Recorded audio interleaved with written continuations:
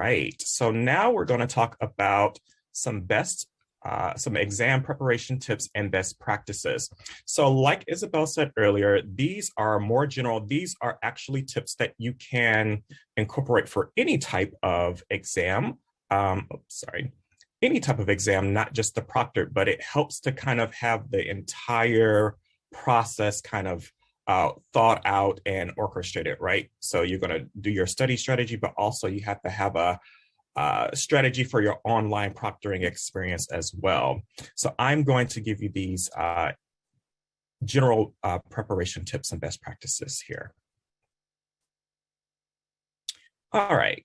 So what I will start with is actually having a study strategy. Okay. This really involves knowing yourself, right? Every course I teach, I tell my students, understand how you as a learner learn best, right?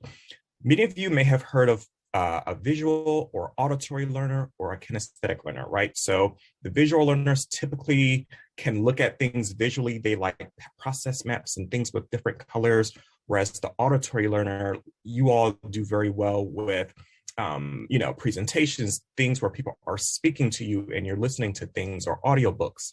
The kinesthetic learner is a person who learns by doing, right? Sometimes you like taking active notes, or doing simulations is a really good way for you. You know, whenever you hear a person say, I learn best by doing, they're a kinesthetic learner.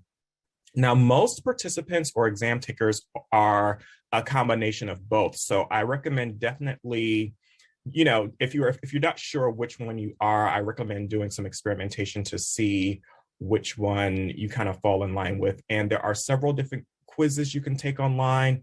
If you just look up what's my learning style quiz, you can find a ton of them. But there's several benefits to that, right? Knowing your learning style really helps you maximize your learning potential. It also gives you, different like a boundary of being able to choose the techniques, right? So when you know your learning style, then you have to determine the optimal mode of study, right? So, many courses are live courses, on-demand courses, or self-study, right? So depending on where you fall in your learning style, that would dictate maybe the course that works best for you in terms of learning, right? And so we can't assume, so your don't here is that you don't want to assume that any certain method of study is effective, right? A lot of people like to say, oh, I like note cards, but the kind of the litmus test is, are you remembering the information, right? If you're constantly going over something and going over it, but you're not remembering the information, chances are you are not studying in a way that is aligned with your study style or your learning style, okay? All right, so now that we get that out of the way, then you have to create a study schedule. So first of all, the do is to create a study schedule. The first thing you need to do there is to identify the study requirements, right? So all of the certifications might have different levels, but the general ones are the CBAP and the CCBA. You can expect 150 to 200 hours of study time. And for the ECBA, about 100, maybe to 150. So that's like the general ones for those. Other ones might have different ones, but those are just the core ones. So, I just gave some general ranges there. But then you take those total requirements and kind of come up with a comprehensive study schedule. So now you have to look at the total number of days, the study windows within those days, and that's going to create your overall schedule, right? So for example, if you're going to study for, let's just say, using 100 hours total because you're doing the ECBA, and then you figure out that Sundays and Tuesdays and Thursdays work best for you. You can do 2 hours on Sunday, 4 hours on Tuesday, 3 hours on Thursday, right? That's about, and 4 hours on Saturday. That's about 13 hours a week, right? So then 13 hours a week for 100 hours total, that's about 8 weeks total. So what you want to do is give yourself 8 weeks plus time away from your starting point to when you would schedule it out about, right? But you always want to give yourself like maybe, so 8 weeks is like 2 months, but you always want to give yourself just a little bit of cushion in between, just in case things don't go exactly as planned, right? So the don't here would be, do not cram your studying, because even though cramming can be effective for learning information and retaining it at that moment, it doesn't help you remember things long term. So we want you to remember these concepts long term. Okay. All right. So now your next tip is to prepare or to have a time management study. And this time management applies, it's a little bit different from your studying, because this applies to during the exam. Okay, so basically you have to determine how much time that you have to spend on each question. Okay, so you can kind of work backwards there. So what I typically recommend is for people to start with the amount of time that you're going to leave yourself for review. So if you have one of the longer exams, I would say leave about 30 minutes for review. And if you're on a shorter exam, leave about maybe 15. Like the IIBA, you can leave about 15 minutes for reviewing questions. So you start there, and then with the time that you have left from the total time that you have to take the exam, you basically divide that in minutes, or you can even do seconds, by the number of questions you have. So that would determine how much time you should be spending on each question, and then how much time you should have for review. I tell people, do not leave any question blank, and you never want to spend too much time on any one question, because if you find yourself spending too much time on questions, what's going to happen is the questions towards the end that you could have answered correctly, if you had gotten a chance to read them, you're not even going to have a chance to look at those. So if you can't answer that question within the allotted time, mark an answer and mark it for review, and then you'll look at that later during your review window. Okay. Also, you want to arrive at least 20 minutes early to allow yourself the security clearance with your ID and things like that. I believe Isabel's going to talk a little bit about that later, but that can be incorporated into your time management study as well. So your don't is, don't spend too much time on one question. Okay. Now, when you are preparing your study, the do is to have an answer approach for each question type. So as many of you might know, the exam blueprints have different types of questions, right? So for example, the IIBA would most likely have knowledge-based questions and definition-based questions, whereas the CCBA has scenario-based questions, and then the CBAP has scenario-based questions as well as case study questions. You would not be addressing each of these questions the same way, right? You basically want to do your own research on how to best handle these types of questions.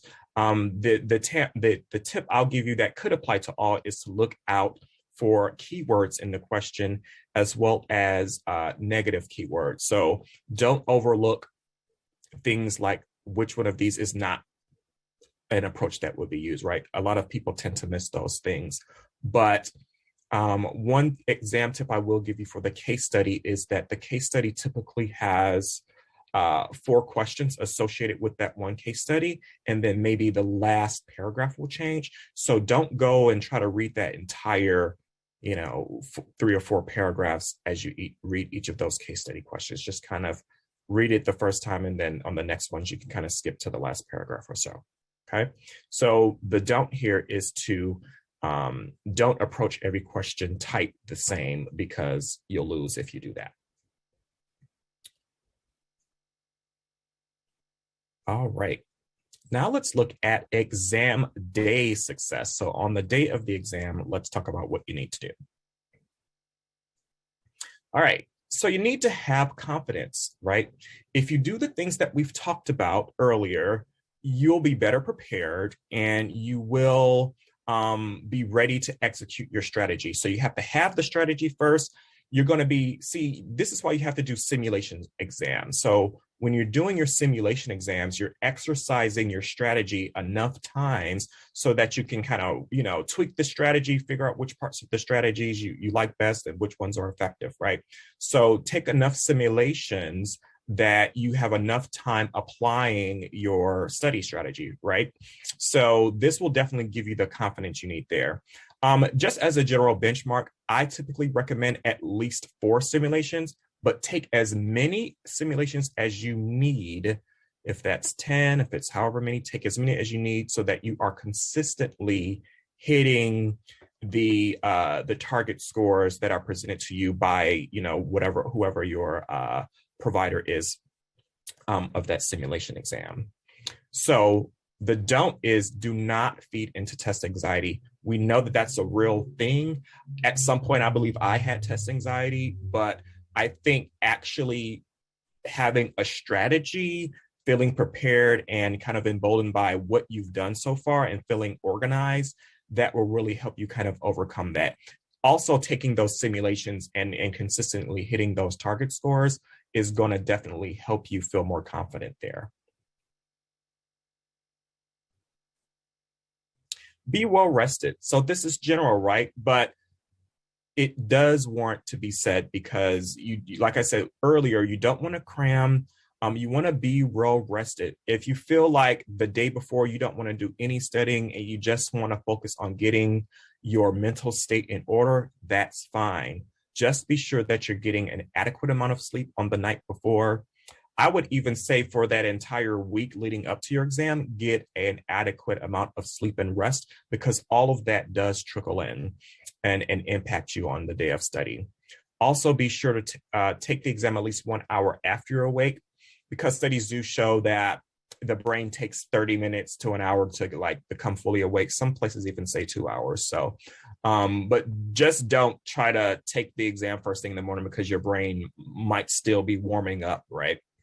Also, studies also show that doing light exercises or stretching can help pump blood to the brain, right? And this can help you think more clearly during the exam. So I definitely recommend that. Even getting some fresh air or a little bit of sunlight prior to the exam can help boost that oxygen flow. So don't cram or pull an all-nighter the day before the exam. All right, and knowing your optimal time of the day, this is something I recommend for everyone. You hear people say, oh, I'm a morning person or I'm a night owl. Having that understanding of when you are most organized, most productive, and most energized, right? This can take a little bit of experimentation. If you don't know, you can kind of take notice of that. If you don't know your most productive time of the day, just kind of start observing when you're the most productive and when you feel the best throughout the day. And then those will be the ranges that you would feel the most productive. So for me, I have like a range, like between noon and 4 p.m. I'm like on fire. But after that, I start mellowing out just a little bit, right? So some people do really well first thing in the morning. They're just like, a mile a minute. And I'm just like, give me a minute, to get myself together. So definitely have an understanding of when you are most productive throughout the day. So that's going to be the time range that you're going to want to schedule your exam, right? You don't want to schedule your exam outside of your optimal time. But you also want to take into consideration when there is the least amount of distraction. So if you have to schedule it when your family's away or when the pets are, I don't know, locked up, I don't know. So when there's the least amount of distractions is something you should also take into consideration. But also when your environment is most conducive to focus, right? This can be a lot of different things, right? Making sure that your area is decluttered, it's organized, that can all impact how clearly you are able to think, right?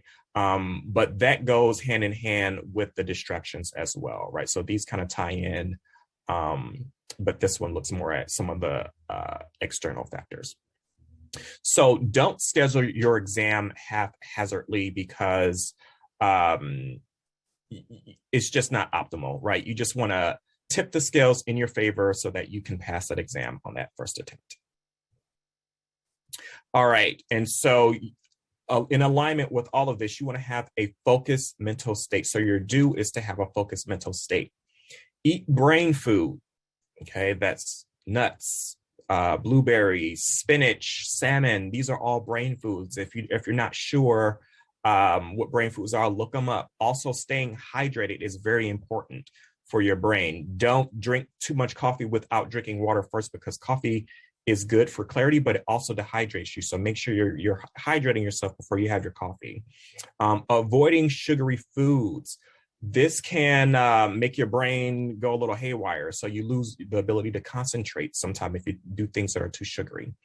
Again, being well rested contributes to your mental state.